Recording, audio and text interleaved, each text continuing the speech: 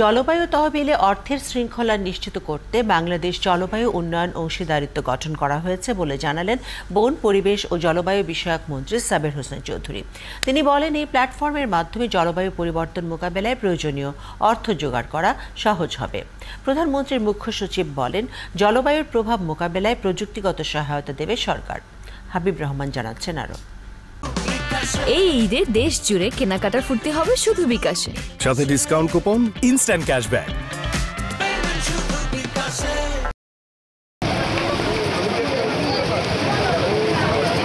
2050 সালের মধ্যে জলবায়ু পরিবর্তন মোকাবেলায় বাংলাদেশের দরকার $534 বিলিয়ন।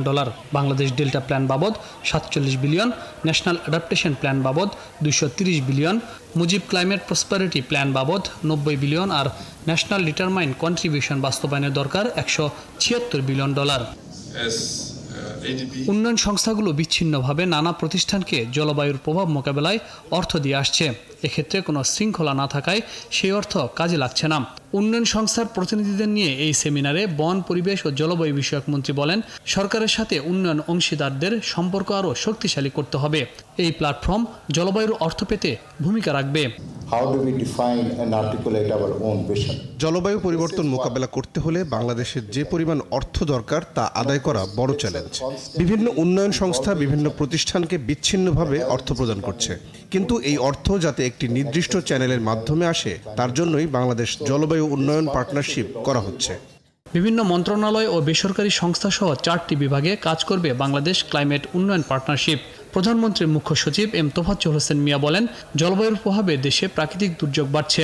উন্নয়ন সংস্থাগুলো একসাথে কাজ করলে সমস্যার সমাধান সহজ হবে। যেই প্ল্যাটফর্মটি করা হচ্ছে সেটি 4টি ভাগে কাজ করবে। প্রতিটি বিভাগেই বিভিন্ন মন্ত্রণালয়ের প্রতিনিধি থাকবে। সরকার আর উন্নয়ন সংস্থাগুলো যদি একসাথে কাজ করে তাহলে জলবায়ু প্রভাব মোকাবেলা করা অনেকটাই সহজ হবে। পাশাপাশি এটি বাস্তবায়ন করতে প্রযুক্তিগত সহায়তা দেবে সরকার।